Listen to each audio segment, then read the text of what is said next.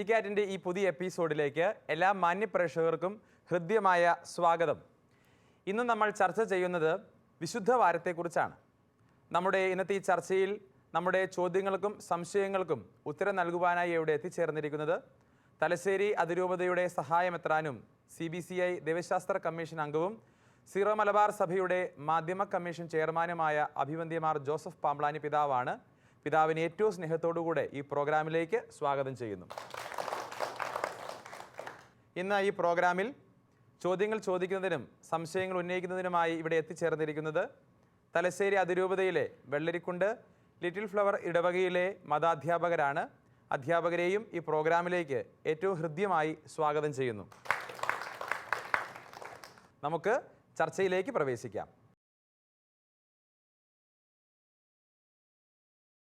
ആരാണ് ആദ്യത്തെ ചോദ്യം ചോദിക്കുന്നത്? ഓക്കെ, ടീച്ചറാണ്. ടീച്ചറുടെ പേരെന്താണ്? ഷൈനി ജെയിംസ്. ഓക്കെ, ടീച്ചറുടെ ചോദ്യം. പിതാവേ, വിശുദ്ധവാരാചരണം എന്നു മുതലാണ് സഭയിൽ ആരംഭിച്ചത്? വിശുദ്ധ വാരാചരണം എന്നു മുതലാണ് എന്ന് ചോദിച്ചാൽ അതിന് കൃത്യമായി ഇത്രാം വർഷം മുതൽ എന്ന് പറയാൻ നമ്മുടെ കയ്യിൽ രേഖകൾ ഇല്ല എന്നുള്ളത് സത്യമാണ്. പക്ഷെ നമുക്കറിയാം, സഭയിൽ ഏറ്റവും ആദ്യം എഴുതപ്പെട്ടത് ഈശോമിശിഹായുടെ പീഡാനുഭവ വിവരണങ്ങളാണ്. സുവിശേഷങ്ങൾ രൂപപ്പെടുന്നതിന് മുൻപ് തന്നെ എഴുതപ്പെട്ടതും എല്ലാ വിശ്വാസികളും ഹൃദിസ്ഥമാക്കിയിരുന്നതും ആയ വസ്തുതകൾ ഈശോയുടെ പീഡാനുഭവ വിവരണങ്ങൾ അഥവാ പാഷൻ നറേറ്റീവ്സ് ആയിരുന്നു എന്നുള്ളത് വസ്തുതാപരമാണ്. അതായത് സുവിശേഷങ്ങൾ രചിക്കപ്പെടുന്നതിന് മുൻപ് തന്നെ വിശ്വാസികൾ ഈ കുരിശുമരണത്തെയും ഈശോയുടെ പീഡാസഹനത്തെയും ഉത്ഥാനത്തെയും കുറിച്ച് തങ്ങളുടെ വിശ്വാസ ജീവിതത്തിൽ ഗൗരവമായി ധ്യാനിക്കുകയും ആത്മാർത്ഥമായി അത് അനുഷ്ഠിക്കുകയും ചെയ്തിരുന്നു എന്നാണ് അതിൽ നിന്ന് നമുക്ക് വ്യക്തമാകുന്നത്. അതുകൊണ്ട് തന്നെ നമുക്ക് പറയാൻ സാധിക്കും, ക്രൈസ്തവ വിശ്വാസത്തിൽ ഏറ്റവും ആദ്യം ആരംഭിച്ച ഭക്തികളിലൊന്ന് അല്ലെങ്കിൽ ആചാരാനുഷ്ഠാനങ്ങളിലൊന്ന് പരിശുദ്ധ കുർബാന ആചരണം, അതായത് അപ്പം മുറിക്കൽ ശുശ്രൂഷയിലൂടെ ആരംഭിക്കുന്ന വിശുദ്ധ കുർബാന ആചരണം, അത് പെസഹ തിരുനാളിൽ സംഭവിക്കുന്നതാണ്. അതോടനുബന്ധിച്ചുള്ള ഈശോയുടെ പീഡാനുഭവ വിവരണങ്ങളും ഇവയുടെ ധ്യാനമാണ് ആദിമസഭയിൽ ഏറ്റവും ആദ്യം ആരംഭിച്ചിരുന്നത്. അതുകൊണ്ട് തന്നെ നമുക്കറിയാം, ആദിമസഭ എന്ന് പറഞ്ഞാൽ അത് തികച്ചും യഹൂദ സഭയായിരുന്നു ആരംഭകാലത്ത്. പൗലോസ്ലീഹായുടെ പ്രേക്ഷിത പ്രവർത്തനങ്ങൾ തുടങ്ങിയതോടുകൂടിയാണ് ഇത് വിജാതിയരുടെ ഇടയിലേക്ക് പടരുന്നത്.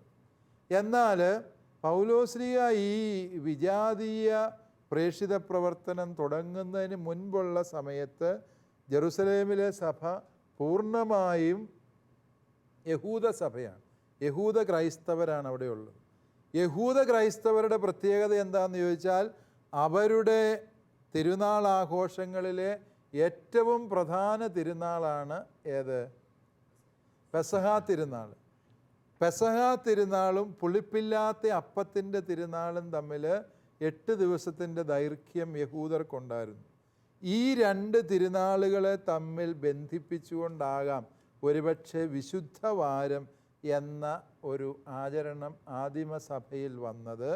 അതുകൊണ്ട് തന്നെ പെസഹ തിരുനാൾ ആചരിക്കുന്നത്, അത് കൃത്യമായ അനുഷ്ഠാന വിധികളോടെ ആചരിക്കുക എന്നത് യഹൂദന് നിർബന്ധമായിരിക്കവേ, ആ പെസഹ തിരുനാളിനോടനുബന്ധിച്ച് നമ്മുടെ കർത്താവ് അനുഭവിച്ച പാടുപീഡകളെ ധ്യാനിക്കുന്ന പതിവ് ആദിമ ക്രൈസ്തവർ ആരംഭിച്ചിരുന്നു എന്ന് കരുതാനാണ് എല്ലാ സാധ്യതകളുമുള്ളത്.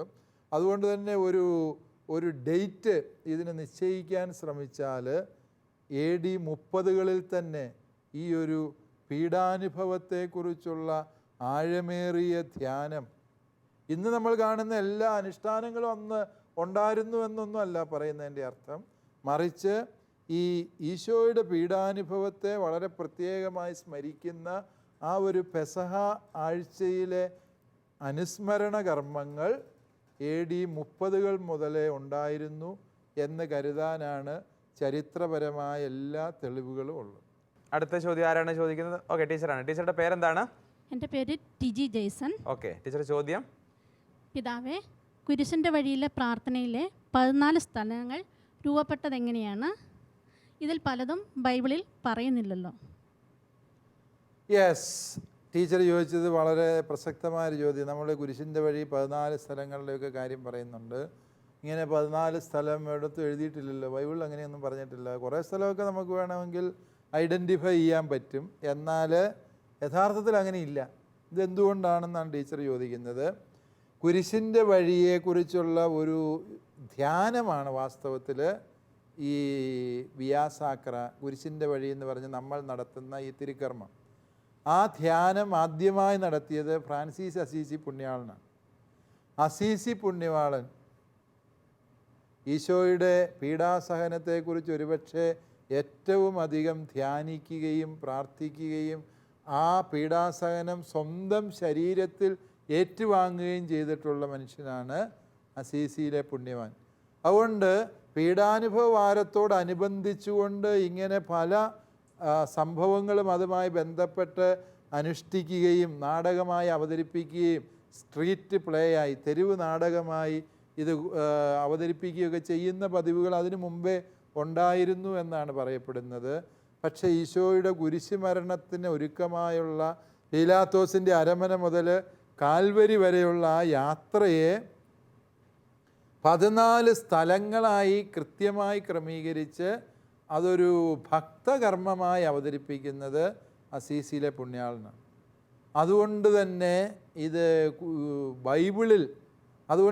ബൈബിളിൽ അത് പൂർണ്ണമായിട്ട് ഈ 14 സ്ഥലമുണ്ട് എന്നാരും അവകാശപ്പെടുന്നില്ല.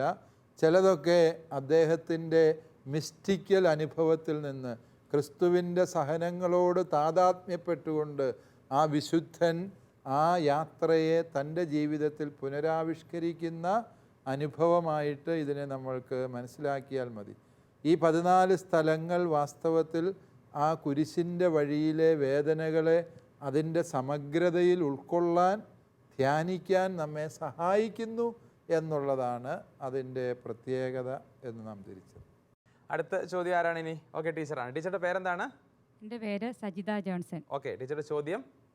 പിതാവേ, എന്തുകൊണ്ടാണ് ദുഃഖവെള്ളിയാഴ്ച കൂദാശകളൊന്നും പരികർമ്മം ചെയ്യപ്പെടാത്തത്?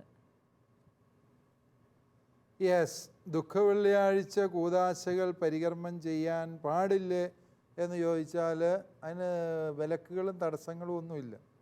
ഇപ്പോൾ ഒരു കുഞ്ഞ് മരണാസന്നനാണ്, മാമോദിസ സ്വീകരിച്ചിട്ടില്ല, ദുഃഖവെള്ളിയാഴ്ച തീർച്ചയായും ആ കൂദാശ പരികർമ്മം ചെയ്യാം. ദുഃഖവെള്ളിയാഴ്ച ഒരു വ്യക്തിക്ക് രോഗീലേപനം കൊടുക്കാവോ? തീർച്ചയായും കൊടുക്കാം. ദുഃഖവെള്ളിയാഴ്ച ഒരു വ്യക്തിയെ കുമ്പസാരിപ്പിച്ചാൽ അത് സാധുവാണോ? തീർച്ചയായും അത്. അതുകൊണ്ട് കൂദാശകൾ പരികർമ്മം ചെയ്യാൻ പാടില്ല എന്ന് സഭയിൽ നിയമമൊന്നുമില്ല. പിന്നെ പരമ്പരാഗതമായിട്ട് സഭയിൽ ദുഃഖവെള്ളിയാഴ്ച വിശുദ്ധ കുർബാന ആചരിക്കാറില്ല.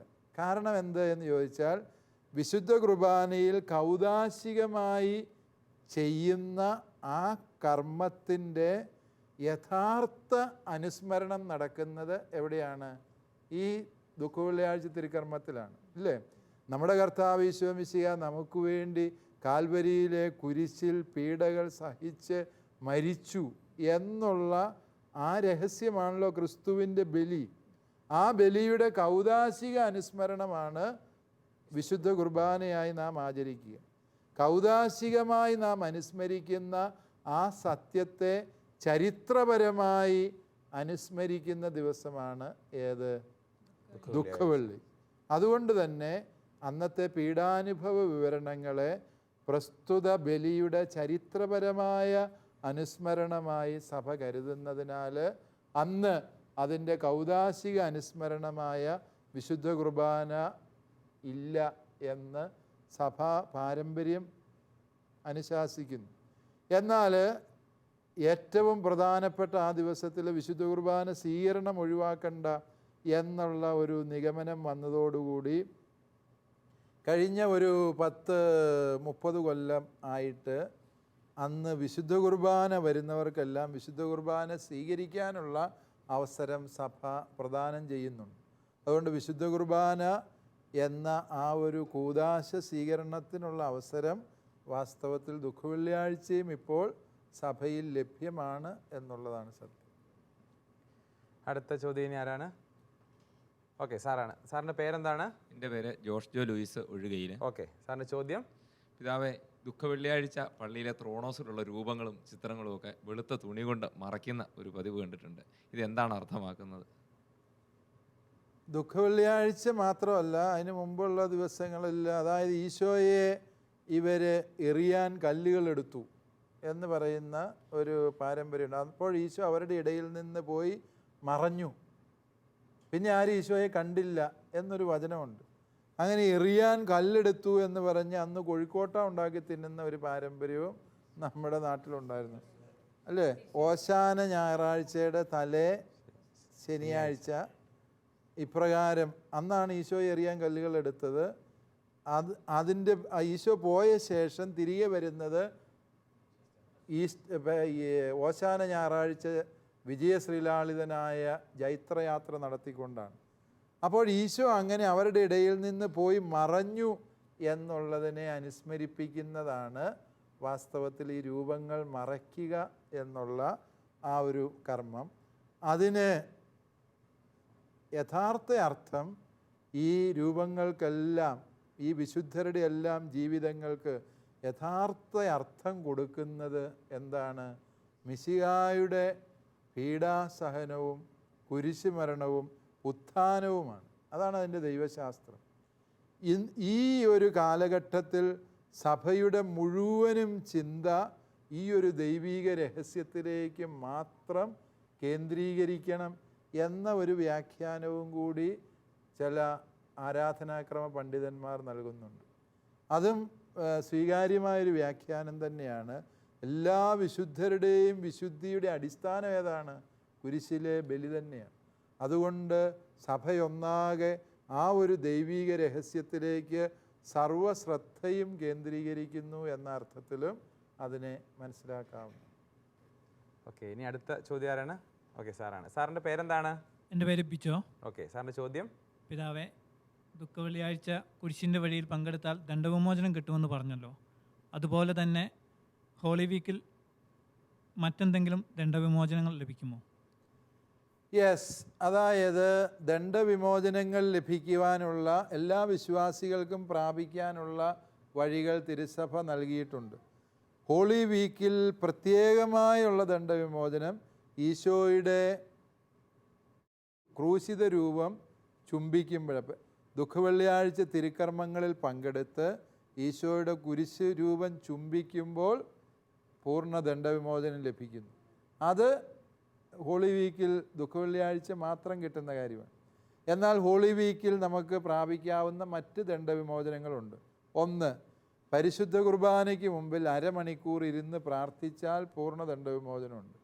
പെസഹ വ്യാഴാഴ്ചത്തെ ആരാധനയിൽ മിനിമം അരമണിക്കൂറെങ്കിലും ഈശോയെ ആരാധിക്കുമ്പോൾ പൂർണ്ണ ദണ്ഡവിമോചനം ലഭിക്കുന്നു. അതുപോലെ തന്നെ നമ്മൾ കുരിശിൻ്റെ വഴി 14 സ്ഥലങ്ങൾ ധ്യാനിച്ച് പ്രാർത്ഥിക്കുമ്പോൾ അതിനുള്ള അവസരവും ദുഃഖവെള്ളിയാഴ്ചയുണ്ട്. അന്നും പൂർണ്ണ ദണ്ഡവിമോചനം നിങ്ങൾക്ക് ലഭിക്കുന്നു. വീണ്ടും കരുണയുടെ ജപമാല ചൊല്ലി പ്രാർത്ഥിച്ചാൽ പൂർണ്ണ ദണ്ഡവിമോചനമുണ്ട്.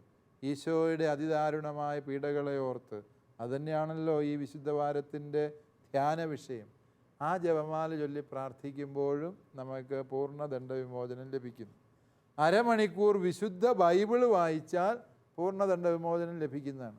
അതുകൊണ്ട് ആ സമയത്ത് നിങ്ങൾക്ക് വിശുദ്ധ ബൈബിൾ വായിച്ച്, കൂടുതലായി വചനം വായിക്കാനുള്ള സമയമാണത്, ആ സമയത്ത് വചനം വായിച്ചും പൂർണ്ണ ദണ്ഡവിമോചനം പ്രാപിക്കാം. അതുപോലെ തന്നെ പരിശുദ്ധ അമ്മയോട് ചേർന്ന് ദുഃഖകരമായ രഹസ്യങ്ങൾ ചൊല്ലി ജപമാല ചൊല്ലുമ്പോഴും നമുക്ക് പൂർണ്ണ ദണ്ഡവിമോചനം പ്രാപിക്കാവുന്നതാണ്. അങ്ങനെ വിശുദ്ധവാരത്തിൻ്റെ പ്രത്യേക ദണ്ഡവിമോചനങ്ങളും അതുപോലെ തന്നെ മറ്റ് സ്വാഭാവിക ദണ്ഡവിമോചനങ്ങളും പ്രാപിക്കാൻ ഏറ്റവും അനുകൂലമായ നാളുകളാണ് വിശുദ്ധവാരം. പിതാവേ, ഈശോയുടെ മരണ ദിവസത്തെ ഇംഗ്ലീഷിൽ ഗുഡ് ഫ്രൈഡേ എന്നാണല്ലോ പറയുന്നത്. എന്നാൽ നമ്മൾ മലയാളികൾ ദുഃഖവെള്ളി എന്ന് പറയുന്നു. ഇങ്ങനെ ഒരു വ്യത്യാസത്തിന് കാരണം എന്താണെന്ന് പറയാം? യെസ്, അത് രണ്ടിൻ്റെ അർത്ഥം ഒന്ന് തന്നെയാണ്. ഗുഡ് എന്ന് പറഞ്ഞാലും ദുഃഖം എന്ന് പറഞ്ഞാലും ഒക്കെയും അർത്ഥം വയ്ക്കുന്ന ഒന്ന് തന്നെ. ഏതാണ്? ഈശോ നമുക്ക് വേണ്ടി മരിച്ച ദിവസം എന്നാണ്. നമ്മൾ മലയാളികൾ എല്ലാത്തിനെയും ഒരു ശോകമായിട്ടോ നെഗറ്റീവായിട്ടോ പറയാനും കാണാനും ഇഷ്ടപ്പെടുന്ന ഒരു രീതിയാണ്. സായിപ്പിനെല്ലാം പോസിറ്റീവായിട്ട് കാണാൻ താല്പര്യം ഉണ്ടായിരിക്കും. അതുകൊണ്ട് ഈശോയുടെ മരണത്തിലൂടെ കൈവന്ന രക്ഷയെയാണ് അവൻ കണ്ടത്. സായിപ്പ് ഈശോയുടെ കുരിശിലേക്ക് നോക്കിയപ്പോൾ കണ്ടത്, ഓ, ഈ മരണത്തിലൂടെയാണല്ലോ ഞാൻ രക്ഷ പ്രാപിച്ചത് എന്ന സത്യത്തെ അവൻ ഓർത്തു. അതുകൊണ്ട് അവൻ അതിനെ വിളിച്ചു ഗുഡ് ഫ്രൈഡേ എന്ന് വിളിച്ചു. നമ്മൾ മലയാളികൾ നോക്കിയപ്പോൾ എൻ്റെ ദൈവമേ എന്തൊരു കിടപ്പായത് എന്ന് നമ്മൾക്ക് തോന്നി. ഉടനെ നമ്മളതിനെ ദുഃഖവെള്ളി എന്ന് വിളിച്ചു. വാസ്തവത്തിൽ രണ്ടുപേരും ഈശോയുടെ മരണത്തെ രണ്ട് രീതിയിൽ നോക്കിക്കണ്ടു എന്നുള്ളത്. വിശുദ്ധ വാരത്തെക്കുറിച്ച് ഒത്തിരിയേറെ കാര്യങ്ങൾ നമ്മൾ കേട്ടു. പിതാവേ, അവസാനമായിട്ട് നമ്മൾ ഈ വിശുദ്ധ വാരം എപ്രകാരമാണ് മനോഹരമായിട്ട് നല്ല രീതിയിൽ ആചരിക്കേണ്ടത്, അതും കൂടെ ഒന്ന് പറഞ്ഞു തരാമോ? യെസ്, വിശുദ്ധവാരം ആചരിക്കാനുള്ള ഒന്നാമത്തെ ഒരുക്കം എന്ന് പറയുന്നത് നമ്മളുടെ പാപങ്ങൾക്ക് വേണ്ടിയാണ് ഈശോ മരിച്ചത് എന്ന സത്യം നാം തിരിച്ചറിയണം. അതുകൊണ്ട് ഈ പാപത്തെ ഇല്ലാതാക്കുന്ന കൂദാശ, നാം വിശുദ്ധ കുംഭസാരം എന്ന കൂദാശ, ആ കൂദാശ സ്വീകരിക്കാൻ ഏറ്റവും അനുയോജ്യമായ സമയമാണ് വിശുദ്ധവാരം. അതുകൊണ്ട് വിശുദ്ധവാരത്തെ അപ്രകാരം മനസ്സിലാക്കുക. ഈശോ പരിശുദ്ധ കുർബാന സ്ഥാപിച്ച ആഴ്ചയാണ് വിശുദ്ധവാരം, അല്ലേ? അതുകൊണ്ട് വിശുദ്ധവാരത്തിൽ സാധിക്കുന്ന എല്ലാ ദിവസങ്ങളിലും പരിശുദ്ധ കുർബാനയിൽ പങ്കെടുത്ത് പ്രാർത്ഥിക്കുക നല്ല ഒരുക്കമാണ്. വീണ്ടും അനുരഞ്ജനത്തിൻ്റെയും സ്നേഹത്തിൻ്റെയും അവസരമാണ് വിശുദ്ധവാരം. എന്ന് പറഞ്ഞാൽ നമ്മുടെ കർത്താവ് ഈ പാപഭംഗിലമായ മനുഷ്യപ്രകൃതിയെ ദൈവപ്രകൃതിയുമായി അനുരഞ്ജനപ്പെടുത്തിയ അത്ഭുതമാണ് വിശുദ്ധവാരത്തിൻ്റെ വിഷയം. അതുകൊണ്ട് തന്നെ നമ്മുടെ ഇടയിൽ ഏതെങ്കിലും തരത്തിലുള്ള കലഹങ്ങൾ, ഭിന്നതകൾ, വൈരാഗ്യങ്ങൾ, തമ്മിൽ കണ്ടാൽ മിണ്ടാതിരിക്കുന്നവർ, പിണങ്ങിക്കഴിയുന്നവർ, വർഷങ്ങളായി സംസാരിക്കാത്തവർ, ശത്രുതയോടെ കഴിയുന്നവർ, അവരോടൊക്കെയും അനുരഞ്ജനപ്പെടാനുള്ള ഒരു ദൈവീക വിളിയുടെ സമയം കൂടിയാണ് ഈ വിശുദ്ധവാരം എന്ന് മനസ്സിലാക്കണം. അതുകൊണ്ട് പിണങ്ങിയിരിക്കുന്നവരെയൊക്കെ ഇന്ന് തന്നെ ഫോൺ വിളിച്ച് സംസാരിക്കുമ്പോൾ വിശുദ്ധവാരത്തിന് നല്ല ഒരുക്കമാണ്. അതുപോലെ തന്നെ നമ്മുടെ കുടുംബങ്ങളുടെ കൂട്ടായ്മ വർദ്ധിപ്പിക്കുന്ന ഒരു സുന്ദരമായ അവസരമാണ് വിശുദ്ധവാരം. എന്ന് പറയുമ്പോൾ ഉദ്ദേശിക്കുന്ന നമ്മുടെ പഴയകാല കാർന്നോന്മാർ ചെയ്തിരുന്നത് പെസഹായുടെ അപ്പം മുറിക്കാൻ അവരുടെ വീട്ടിൽ മുറിച്ച് തിന്നെ മാത്രമല്ല, ആ കുടുംബ ബന്ധുക്കൾ എല്ലാവരുടെയും വീടുകളിൽ ഈ കാർന്നോന്മാർ ചെല്ലുകയും എല്ലാവരും ചേർന്ന് എല്ലാ വീട്ടിലും ചെന്ന് അപ്പം മുറിച്ച് പാല് കുടിച്ച് ആ കൂട്ടായ്മ അവരാഘോഷിച്ചിരുന്നു. അത് വളരെ അർത്ഥപൂർണമായ ഒരു ആധ്യാത്മിക അനുഷ്ഠാനമാണ്. നമ്മൾ ഇന്നിപ്പോൾ നടക്കാനും മടിയാണ്, മറ്റ് വീടുകളിൽ പോകാൻ എല്ലാം ശല്യമാണ്, എന്നാത്തിന് പോകുന്നു എന്നും പറഞ്ഞ് ഇങ്ങനെ മടിയും പിടിച്ച് വീട്ടിൽ ഇരിക്കുന്ന ഒരു സ്വഭാവം നമുക്കുണ്ട്. നമ്മുടെ ബന്ധുക്കളും സ്വന്തക്കാരുമായവരുടെയും അയൽവക്കങ്ങളുടെയും വീടുകളിൽ കയറി ചെല്ലാനും അവരോടൊത്ത് ഈ പെസഹാ ഭക്ഷണം കഴിക്കാനും നാം തീരുമാനമെടുക്കുമ്പോൾ വലിയ ഒരു കൂട്ടായ്മയുടെ അവസരമായിട്ട് അതിനെ മാറ്റാൻ പറ്റും. അവസാനമായിട്ട് എനിക്കൊരു കാര്യവും കൂടി പറയാനുള്ളത്, നോമ്പെടുത്താണ് ഇത് നമ്മൾ അനുഷ്ഠിക്കേണ്ടത്, ഇല്ലേ? 50 നോമ്പ് ആചരിക്കണം. ഈ 50 നോമ്പ് ആചരിച്ചുകൊണ്ടാണ് നമ്മൾ ഈ തിരുക്കർമ്മത്തിന് വേണ്ടി ഒരുങ്ങുക. നോമ്പ് കാലത്ത് മാംസഭക്ഷണം വർജിക്കണം എന്ന കാര്യത്തിനാണ് സഭ ഔദ്യോഗികമായി കൽപ്പന നൽകിയിട്ടുള്ളത്. എന്നാൽ നമ്മുടെ പൂർവികന്മാർ ചെയ്തിരുന്നത് മറ്റൊരു രീതിയിലായിരുന്നു. അവർ മാംസത്തോടൊപ്പം മത്സ്യം, മുട്ട, പാല് എന്നിവ വർജിച്ചുകൊണ്ടാണ് നോമ്പ് ആചരിച്ചിരുന്നത് എന്നാണ് പൗരാണിക കാലത്തെ കേരളത്തിലെ ക്രൈസ്തവ രേഖകൾ സാക്ഷ്യപ്പെടുത്തുന്നത്. അപ്രകാരമുള്ള വലിയ പരിത്യാഗത്തിൻ്റെ കർമ്മങ്ങൾ അനുഷ്ഠിക്കണം. അവർ ദുഃഖവെള്ളിയാഴ്ച മാത്രമല്ല ഒരു നേരം നോക്കിയിരുന്നത്, മറിച്ച് നോമ്പിലെ 7 വെള്ളിയാഴ്ചകളിലും അവർ ഒരു നേരം അനുഷ്ഠിച്ചിരുന്നു എന്നാണ് പൗരാണിക രേഖകൾ സാക്ഷ്യപ്പെടുത്തുന്നത്. അപ്രകാരമുള്ള പരിത്യാഗത്തിൻ്റെയും കൂടുതൽ പ്രാർത്ഥിക്കുന്നതിൻ്റേതുമായ ഒരു നോമ്പുകാല ചൈതന്യത്തിൽ നമുക്ക് വിശുദ്ധ വാരത്തിന് വേണ്ടി ഒരുങ്ങാം. ഏറ്റവും അവസാനമായി ഈസ്റ്റർ നമ്മുടെ കർത്താവ് ഉത്ഥാനം ചെയ്തതിൻ്റെ പേരിലാണ് നാം സന്തോഷിക്കേണ്ടത്. അല്ലാതെ അത് മദ്യപിച്ച് സന്തോഷിക്കാനുള്ള അവസരമാക്കി മാറ്റരുത്. നിങ്ങൾ പ്രിയപ്പെട്ട പ്രേക്ഷകരെ, നമ്മുടെ കർത്താവ് നമുക്ക് വേണ്ടി സഹിച്ച പാടുപീഡകൾ, മരണത്തിൻ്റെ മേൽ അവൻ നേടിയ വിജയം, അത് നമ്മൾ അനുഭവിക്കേണ്ടത് നമ്മിലെ പാപബന്ധനങ്ങളുടെ മേൽ വിജയം വരിച്ചുകൊണ്ടാണ്. അതുകൊണ്ട് ഈസ്റ്റർ നാളിൽ മദ്യപിച്ച് ആഘോഷിക്കുക എന്ന് പറയുന്നത് നമ്മുടെ കർത്താവിനോട് കാണിക്കാവുന്ന ഏറ്റവും വലിയ നന്ദികേടാണ് എന്നുകൂടി എല്ലാ വിശ്വാസികളും മനസ്സിലാക്കും. വിശുദ്ധ വാരത്തെക്കുറിച്ചുള്ള ഒരു എപ്പിസോഡായിരുന്നു ഇത്. വിശുദ്ധ വാരം എപ്രകാരം ആചരിക്കണമെന്ന് അഭിവന്ദ്യ പിതാവ് നമുക്ക് പറഞ്ഞു തന്നു. അതുപോലെ പ്രാർത്ഥനയുടെയും ദൈവാനുഗ്രഹത്തിൻ്റെയും ദിനങ്ങളായി ഈ വിശുദ്ധ വാരം മാറട്ടെ എന്ന് പ്രത്യേകം പ്രാർത്ഥിക്കുന്നു. അഭിവന്ദ്യ പിതാവിൻ്റെ ആശീർവാദത്തോടുകൂടെ നമുക്ക് ഈ വിശുദ്ധ വാരത്തിൻ്റെ എപ്പിസോഡ് അവസാനിപ്പിക്കാം. ഞങ്ങളുടെ രക്ഷയ്ക്ക് വേണ്ടി കാൽവരിയിലെ കുരിശിൽ മരിക്കുകയും ഞങ്ങളോടുള്ള അനന്ത സ്നേഹത്തെ പ്രതി എല്ലാ പീഡകളും പിതാവിൻ്റെ തിരുഹിതപ്രകാരം സഹിക്കുകയും ചെയ്ത നല്ല ഈശോയെ, അങ്ങേ ഞങ്ങൾ കുമ്പിട്ട് ആരാധിച്ച് സ്തോത്രം ചെയ്യുന്നു. ഈശോയെ, അവിടുന്ന് ഞങ്ങൾക്ക് വേണ്ടി നേടിത്തന്ന രക്ഷയെ ഞങ്ങളുടെ ജീവിതത്തിൻ്റെ ഓരോ ദിവസവും അനുഭവിക്കുവാൻ ഞങ്ങളെ അർഹരാക്കണമേ. പിതാവായ ദൈവമേ, ഈശോയുടെ തിരുരക്തം കൊണ്ട് ഞങ്ങളെ കഴുകുകയും പരിശുദ്ധാത്മാവിനാൽ നിറച്ച് ഞങ്ങളെ അനുഗ്രഹിക്കുകയും ചെയ്യണമേ.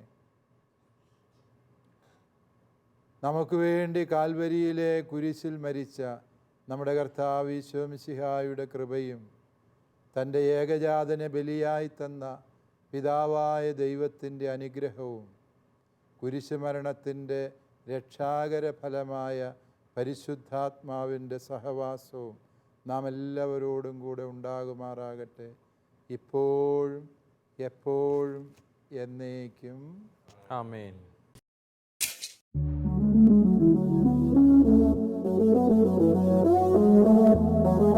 CCAT പ്രോഗ്രാമിന്റെ മുൻ എപ്പിസോഡുകൾ കാണുവാൻ ലോഗോൺ ചെയ്യൂ www.shalomtv.tv/ccat.